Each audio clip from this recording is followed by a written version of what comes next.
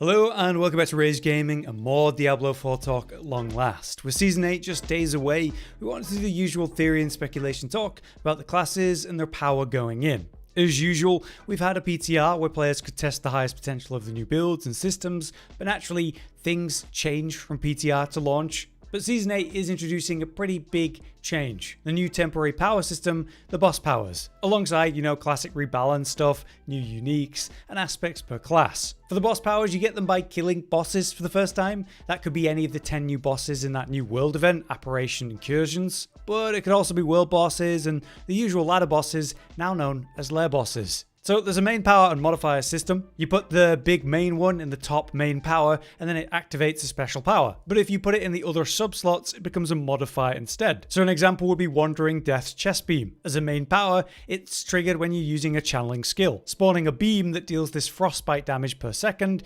increasing the damage the enemy takes by 50% from you. But if you use this power as a modifier instead, well then your currently equipped main power instantly executes non-boss enemies with less than 17.5% life. And when triggered, you get a bit of primary resource too. So the boss powers are going to play a huge role in our builds and the best builds of the game. We're seeing lots of potential for them thanks to the ridiculous scaling synergies, comical damage from that. Though from PTR to launch, it's definitely changed a bit, where they've nerfed quite a lot of powers. So take everything we've seen in the PTR with a bit of a grain of salt as usual. But with all of that in mind, we're going to talk about this initial ordering of the classes based on what we've seen and know. Again, it's all reasonable conclusions, but it's still speculation at the end of the day. We need to see how things play and how it really turns out. So take it as useful context, but don't take it too seriously. With that in mind, I've ordered it into two vague groups, the lower group and the upper group. The lower group has potential, some of which might turn out to be upper group worthy, but the upper group seems somewhat busted to a level that it might actually get nerfs.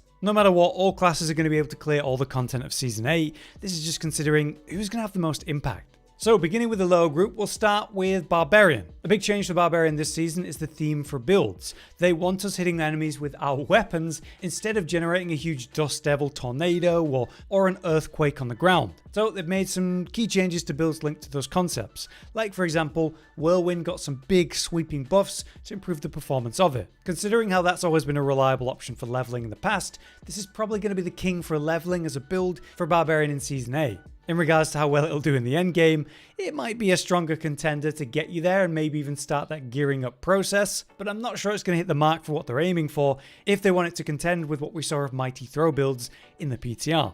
Anyway, for the insanely strong Earthquake build of Season 7, it's taken massive hits, such as capping the Executioner's aspect. Even in the PTR, they stated that it was still overperforming on what they wanted, and it's been nerfed more since then. They made it clear that variety is important, and they don't want the same builds to dominate the meta of a class multiple seasons in a row. So I would strongly think based on that, Earthquake is not going to be the go-to option for Season 8 for Barbarian, even though they've definitely not achieved this same change for other classes. The build we saw perform very well in the PTR though was Mighty Throw. It's a build that's going to serve as a top tier option for Barbarian boss killing, which is going to be a key part of this season. New open world content, those incursions, that's a boss rush, and they've introduced this whole new layer boss concept. They've made it so the bosses are a bit harder, but the rewards scale through the harder layer bosses. Builds that kill bosses really well then, like Mighty Throw, are going to be top tier. The new unique gloves, Bane of Ajut Den, meaning every 12 seconds, the next Mighty Throw will detonate its pulses instantly,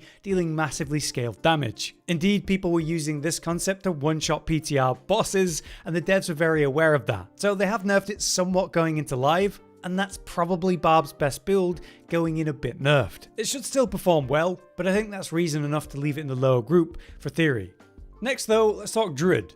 For Druid, it feels like we're going to go to a return of Cataclysm-focused builds. This is funny because, again, with what they just highlighted with Barbarian, it goes against the idea of builds changing. Druid feels like Cataclysm's been a big thing for quite some time, and we know we're going to see the same for other classes in this video, that's for sure. So expect a return of the classic Tempest Roar unique and the Majolnik Ring, maybe some Inexorable Will for the grouping. They highlighted that they buffed up the key passive, Earthen Might, trying to help it actually do something since crit cap isn't that hard to achieve normally. So that's going to be a way to largely scale your crit strike damage too, and it can even be procced while the buff is already going, which could lead to some cool uptime on it. That has to compete with the Ursine's Strength key passive though, which gives you all this max life while in bear form, leading to survivability for pit pushing, and it also provides hefty overpower scaling, which leads into playing around snapshots for Cataclysm, which is important. On the bright side though, for early game they have addressed the resource generation, a pretty tough time that Druid still has to this day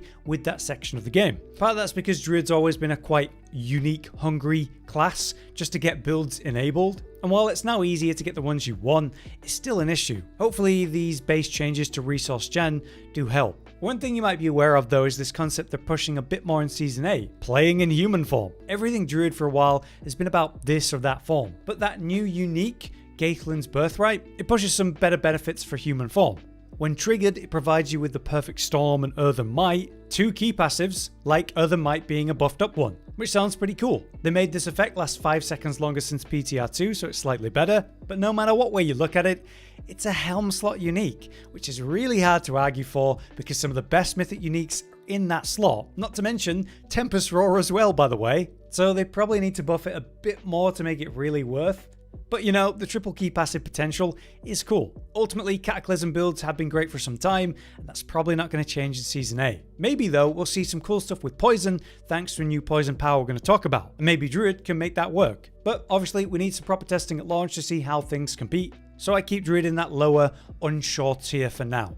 Next though, we have Rogue, and that's where we're going to start talking about this whole concept of poison. Poison potential in Season 8 is very high, but they've also got really strong stuff like the Death Trap potential that was doing so well in the PTR, though that trap has taken a hit. Rapid Fire also has its own place, especially when we think of boss killing as a core concept and how that's always good for that. Something that does have me a bit concerned though for Rogue is the way that they have that whole freeze and poison and stun lock concept to generate a lot of modifiers. With bosses being a bit harder and staggering them being even harder, that could have a big impact on the way rogues are actually functioning and scaling damage in that context. Anyway, there's big potential for poison as a core part of builds in Season 8 thanks to that new boss power of Ashava. That's the giant poison monster power. So when a main power, enemies affected by damage over time will spawn this wave of acid, dealing poison damage over 4 seconds.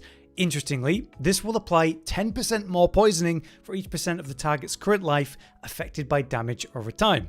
So you want to absolutely pile dots into it to increase the potency of those dots, which spawns more dots, and so on and so on. They also buffed this boss power hugely, tripling its value compared to the PTR version, which is pretty insane. So much so that the devs were asked directly about this, and they've confirmed that that number is correct. This is going to have a big impact on any class or build that can weave in poison successfully, and Rogue is obviously one of those. So it could have extreme scaling potential. They do have that new unique though, Bands of Icarus Rose, which plays into Poison Trap, giving it a bunch of perks for the different rogue specs and scaling, and the aspect of contamination, which means if it crits on its trigger, it increases that poison damage over time, very relevant for that boss power. For the highlighted changes though, they did mention some cool things with the Shadow Clones. In Season 7 they made some changes there, but some strange interactions got in the way. It would change the Shadow Clone's attack type to Cutthroat, even if it wasn't, so that would cause a lot of issues for proper damage bonuses and scaling, so maybe it'll be better this time. As I did mention though, Death Trap builds were high in potential, especially in the PTR where they performed insanely. Sadly, the devs did see that and did not like how it was so aggressively overperforming, but also trivializing quite a lot of the content, letting you deal with all of the issues that the game throws at you with no problem, from damage to mobility and control, even massive CDR just built in. What they told us in the dev update is that you should still be able to reach extremely awesome results, just nowhere near as quickly. It's going to take some time to reach that potential. Will we actually see that achieved then? Maybe. And if it does happen, it could mean that Rogue ends up quite strong in Season 8 a little bit later on. But we'll see if they hit the mark. Overall, Rogue definitely has big potential, but the best thing it had in the PTR was hit, and the poison potential needs to be tested and realized. So I keep it in a lower group. Finally, for that lower group though, we have Sorceress, which to be fair has big potential with the boss powers. It could turn out well. Sorcerer has been an incredible speed farmer thanks to its simple ability to teleport. That plays a huge role in the gearing and leveling process as well. But Josh, our Sorc main, explained it to me that if the overpower snapshotting of Lightning Spear remains, that's probably going to be how it's used to push pits higher than Sorcerer actually could without it. Right now, we don't know if they've fixed this issue because they've not directly talked about it, only kind of around the topic. It's this thing with the runes. If you drink enough potions to trigger Zan, you could set up your next skill to be a crit and overpower. This would then snapshot into your lightning spears, for some reason continually powering them, meaning all of them from that point on are now crits and overpowers, which allows you to scale that damage to ridiculous levels. So it's obviously an unintended bug, and it pushed Sorcerer well beyond where it would be without it. Now, Josh explained that with Zan being changed in Season 8, it's still up in the air whether it's still working that way. They made it so you don't just guarantee crit and overpower, but more like when you trigger this proc, you get like a period after triggering it that you get a guaranteed crit and overpower, really restricting this snapshotting concept. But it wasn't that exact issue. Sure, it's harder to set up now, but still possible because all skills can overpower at like a 3% chance. So you could enter a pit, try to trigger an overpower with Lightning Spear, and if it works, then you get the snapshot effect still. And if it doesn't, well then leave the pit, re-enter and try again. This will result in the hardest pit pushers abusing that concept until they get the proc in the way they want, and then push a higher pit that they could otherwise ever achieve. That would make Sorcerer seem stronger than it actually is if you gauge the class's power by just pit clears and nothing else, which hopefully the devs don't do. Regular players aren't going to be doing any of that faff I just explained though, so they're not going to have this experience or high pit levels if it turns out that way. Still, Lightning Spear has still got plenty of potential. There are other benefits in Season 8 for Sorcerer, like there's one boss power that's going to be great, Beastmaster's Training. As a primary power, it stuns instead of taunting like in the PTR version, and all you need to do to proc that is use a summon skill, which would be Lightning Spear. So that's going to give them a really reliable way to proc a stun. In regards to other options, Sorcerer does have another uncapped scaling outside of Splintering Energy, which is the Combustion key passive through Burning. Burning was very good in the PTR via the now nerfed boss power tied to it. And Dariel's Skull Burning, that meant that you could run any proccable main power and attach Andariel's Skull mod to that. In the PTR, this was providing double the damage modifier for damage over time than what it's going to do in the new launch version that's been nerfed. There's also an extra effect that would cause all attacks to burn enemies for stupid damage for the next 3 seconds. That's completely gone. So these days post nerf, it's just going to be a good multiplier that increases the power of burning builds, which, you know, is going to be up there as an option outside of Lightning Spear. All of it leaves Sorcerer in a bit of a weird place though, which is why, again, I've got this class in the lower tier for the moment.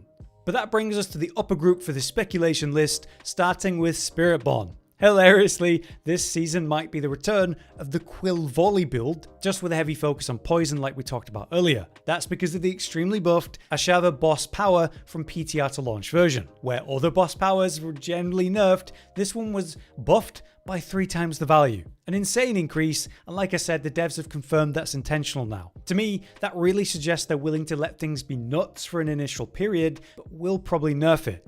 They made it clear that outliers are going to be adjusted faster this season compared to previous seasons of maybe overcaution. So it's possible that it will be nuts and busted and then fixed pretty quick. Anyway, Quill Volley. The Noxious Resonance key passive and its incredible potential will lean into that. Your crit strikes cause active poisons to burst, dealing 100% of the poison over time to just proc instantly. It also causes a little AoE of about 20% of the damage too, which is going to be great for AoE clear. The damage will be increased though by a multiplier of your crit strike damage bonus, so you stack that as high as possible to improve this. Combined with Ashava's Poison Breath main boss power, any dot will also spawn those waves of acid. Then it'll deal bigger damage over time, applying even more poisoning for each percent of the target's current life affected by any damage over time. So stacking up a ton of poison and then popping it for crazy damage thanks to Noxious Resonance, it seems like a very high potential thing. How hard will all of that truly hit together at launch though? Testing is definitely needed, but that's why I have it in the upper tier for potential.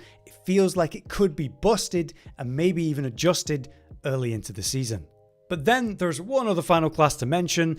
Also in this upper tier we have Necromancer. There was this very impressive PTR pit run by the Necromancer player Lord Exara with a 105 blood wave push. That was with the big changes to pit scaling and without relying on boss powers to make this build skyrocket or actually function, at least compared to other classes and builds we've mentioned. Blood wave has taken a hit going into the PTR, clearly trying to bring it down.